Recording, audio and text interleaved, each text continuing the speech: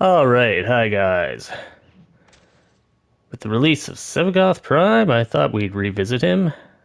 I did mention a couple updates to him in shorts and stuff like that, but there have been a few changes to the build, and we may as well pick it up with the Prime, right? Anyways, I will see you over in the simulacrum, and we will get on to it. So, we've got Sevagoth Prime here, looking like a MF and PIMP. I'd drop some Snoop Dogg or something, but I honestly don't know a lot of songs. But yes. Besides looking like a badass, there aren't a huge amount of changes. I still have old Sevagoth here. Got a little more shield. The biggest one I think actually here would be the energy. That's actually a pretty nice energy boost between the Prime and the original. Which does actually help us out as well with the current build. So, not too much has changed from my old video. One of the biggest changes, there we go, was Dark Propagation. That's replacing Amar's Hatred, which was in my original Sevagoth video. Now, just to do a quick run through of Sevagoth's powers. Your baseline Sevagoth, this guy here. Oops. He has a passive, he dies, he becomes a shadow, you fight to resurrect him. It's actually a little janky. I'll see, you have to use your Shadows 2 ability, and it's awkward to target. I honestly really don't like it. I would prefer to just have last gas mode or something. Moving on though, I'm going to cover which is his second ability before Reap. So you yelled a bunch of guys, you put a death seed, as they call it, into them, and you'll see it does damage over time to them. The damage is not very high. You can see the 485 per second there. The one thing you will notice is that little squiggle there. That's not, you might not recognize that because it's not a normal damage type. That is what's called true damage. Now I will pop some fools in here and kind of give you an example of how that works.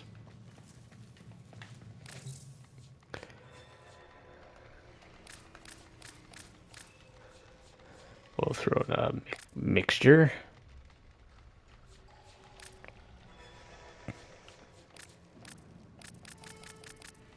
I got some corpus in this mix.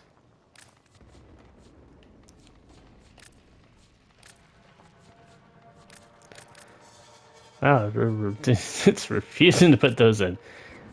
I'll show you on the corpus too, because actually that'll be more obvious. Let me turn off my companion for a second. That death cube was in the old Sevagoth video, as many other videos as well, so not really miss anything. So cool thing about true damage, see how it's ignoring the shields, goes straight through? Does the same thing to their through armor as well, and some types of invulnerability. Now the cool thing about the is after you've sown them, oops, you can also reap them with your one.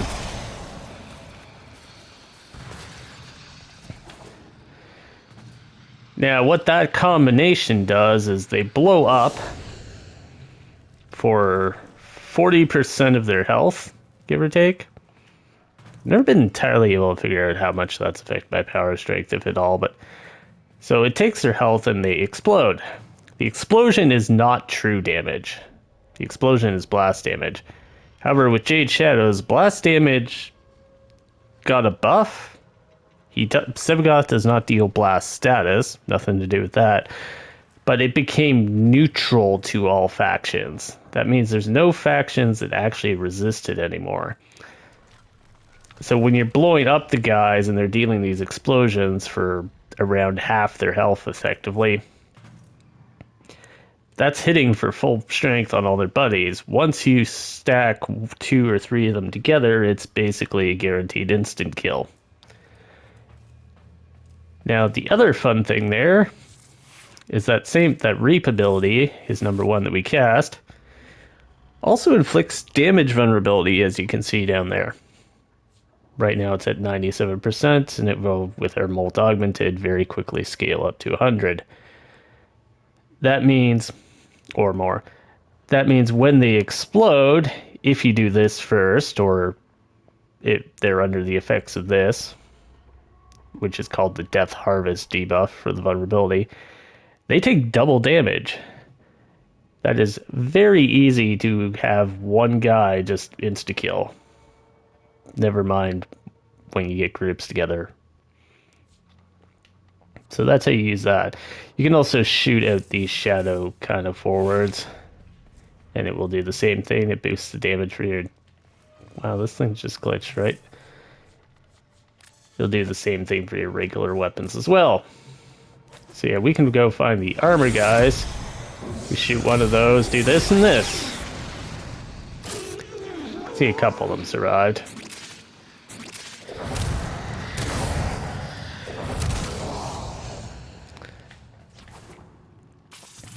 It's all well and good.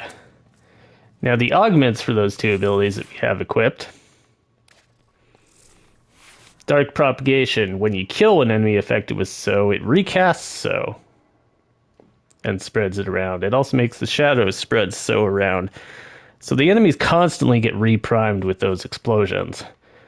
Shadow Haze, which is the augment for the 1. When the enemies die, new shadows emerge, and you can have 4 of them going around at a time, and they will keep repriming and redetonating the explosions. It doesn't take very long repeating explosions for 40% of your health to actually kill an enemy, regardless if it's got more shields than health or armor. The other thing Shadow Haze does, this augment, is very strong. Down there you'll see the critical chance, 97%. With most critical types, that would mean that when you shoot that enemy, you're getting a double your regular crit chance. So our Sepulchrum here would be about 170. However, that's not how Sevagoth works. It works like Harrows. It adds 97%. So this is actually getting closer to 180, almost up to 200. May very well hit the 200 once we've got the Molt Augment buff maxed out. So that's where you'll see there's suddenly like a whole bunch of red crits and stuff going off. We'll throw some armor in here, why not? Turn off the steel path too. If you go back to the previous Sevagoth video, I did a whole run through on steel path survival. I'm not gonna spend a bunch of time on this video doing it too. So yeah, you can see the red crits start to pop up almost immediately. We can just go through them with our melee too.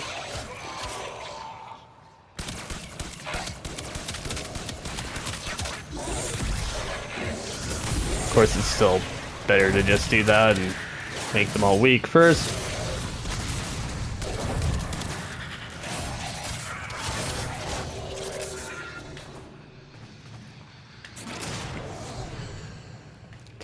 My Sevagoth is at rank 17, so this is actually a weakened version. I just didn't want to spend all the time getting him completely up before I get the video out. Like I said, if you want to see the whole proof, there's a previous Sevagoth video you can find on my channel. It'll be in the same playlist that's linked in the description. Sevagoth's other abilities, Gloom. You put this aura out around you, it slows the enemies down, and shooting those enemies will heal you or anyone else who does so. That's the one most people associate with Sevagoth. It's his helmet. A lot of people got Sevagoth just to put that on other things. It's a good ability, but it's probably the least interesting part of his kit.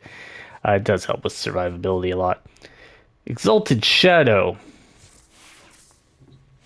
This purple thing you can see down in the corner here will fill up. Once that fills up, we can turn into the Exalted Shadow. We'll Grab some Grenier. So we're going to just smack up these guys. And that will fill up if you kill them while they're affected by any of your other abilities or with any of your other abilities. So you can see we're nice and full there right away. Our shadow is this thing. It has a few different options. One is Death's Harvest. This is basically the same debuff the shadows reap shadows put on things.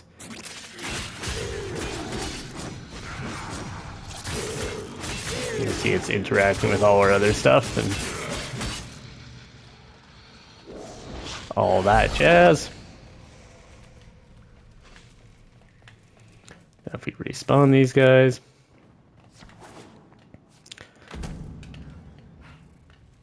That's it. Blow up another set.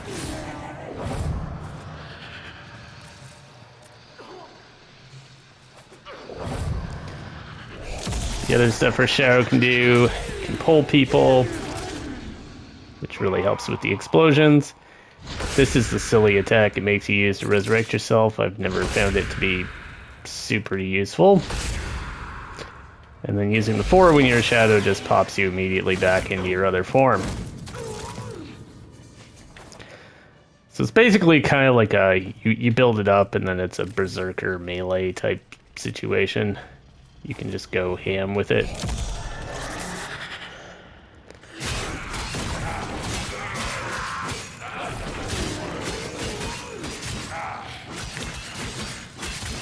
And when these dropped energy, I could do this.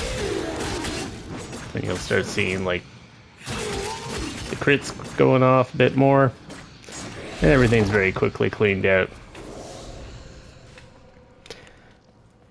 So yeah, that's typically what I use. You want to use this one to at least start the priming process with the 1 and the 2. And then you can kill some enemies and switch into your ghost form. If you cast Gloom and then you switch into ghost form, you will still be doing Gloom and the ghost can heal itself as well by killing the enemies. So a lot of the time you'll see people either build specifically for the Shadow or for Sevagoth, and I like to build them kind of a both. Anyways, back over here. This is all kind of optional stuff. If you're going to go pure Shadow, you probably want Naramon, I think.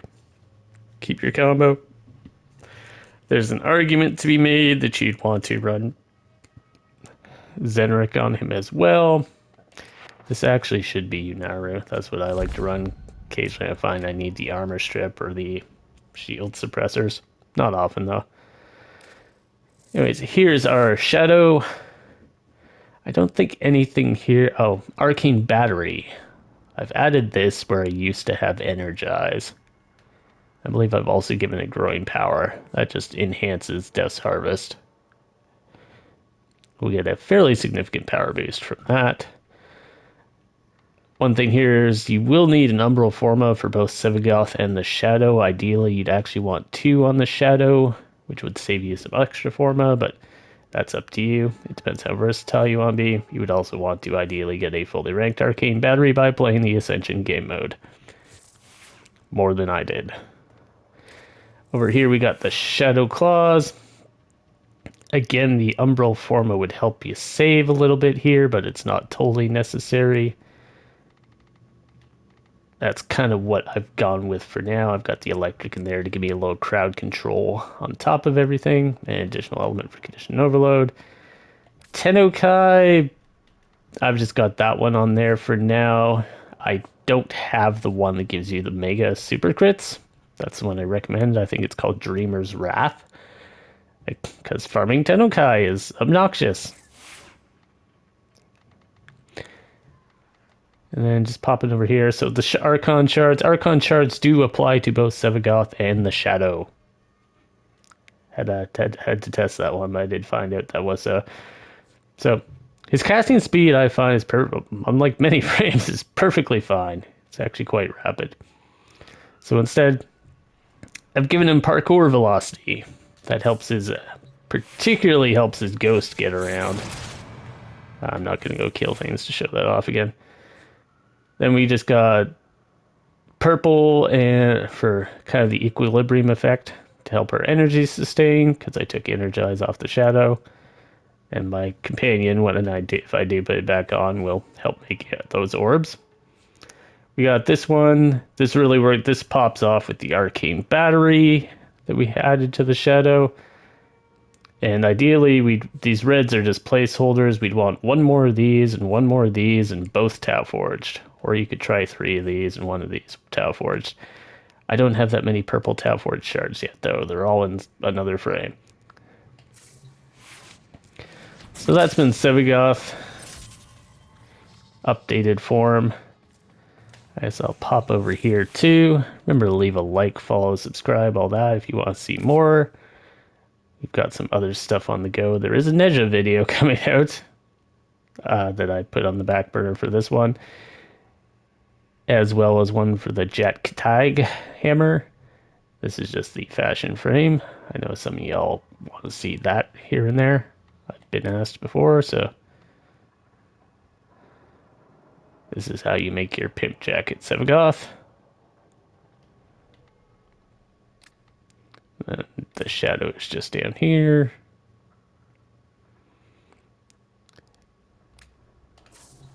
Head out there, get your farm on, because you're going to need to farm Sevagoth, and then you're going to need like 14 Formas and ideally a couple of Umbrals. And enjoy yourselves, and I will catch you in the next one.